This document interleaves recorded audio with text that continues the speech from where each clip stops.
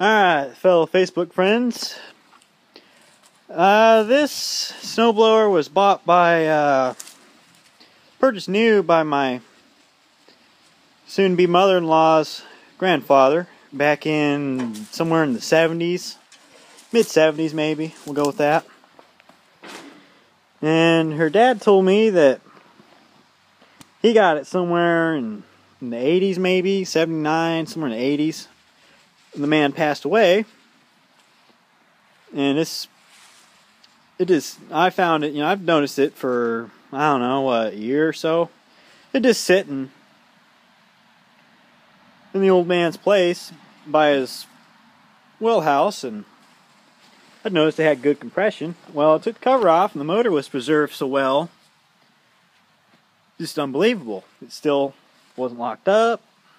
Just didn't have spark, and I just had to take it apart, sand the flywheel, set the points,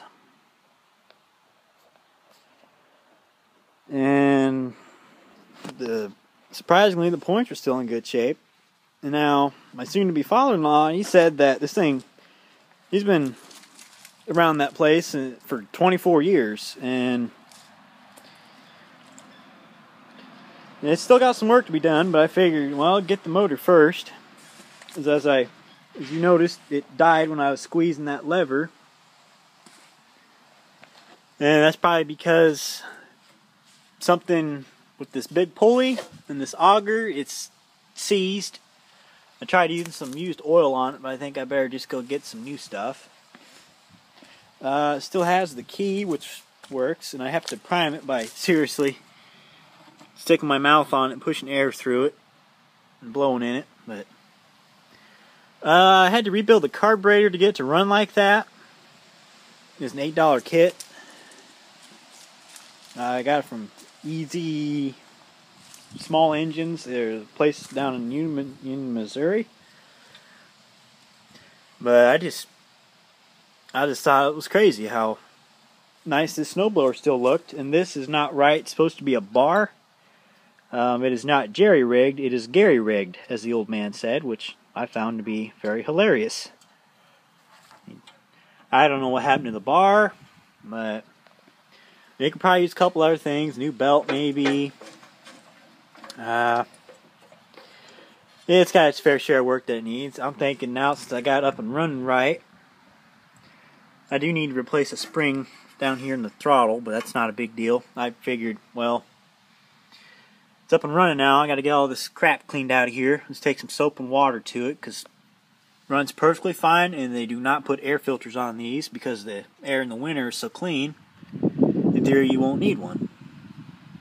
And I think I'm going to take some soap and water and clean that out, because I want that to be spotless, because I don't want to risk something getting sucked in the carburetor, because that just really would suck having to service the carburetor again, especially on a machine I know runs perfectly fine.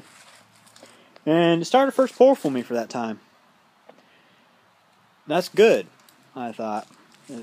I've seen some on YouTube that are a little bit nicer, but this one's pretty nice. I mean, yeah, it can't blow snow yet, but I'll have it up and I'll have it ready by winter time. This old man winter's coming, and I don't feel like scooping snow. It's a cool little machine. I imagine a lot of these got scrapped when they quit running. Chances are it could have been for reasons very similar to this one. It's got a lot of years of work and stuff I got to undo to it. It just hasn't. The old man didn't need it. He just used a tractor to clear his driveway.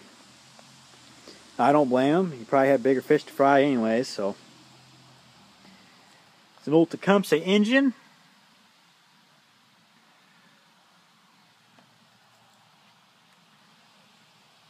Now the primer button needs to be replaced. I'll probably get to that at some point.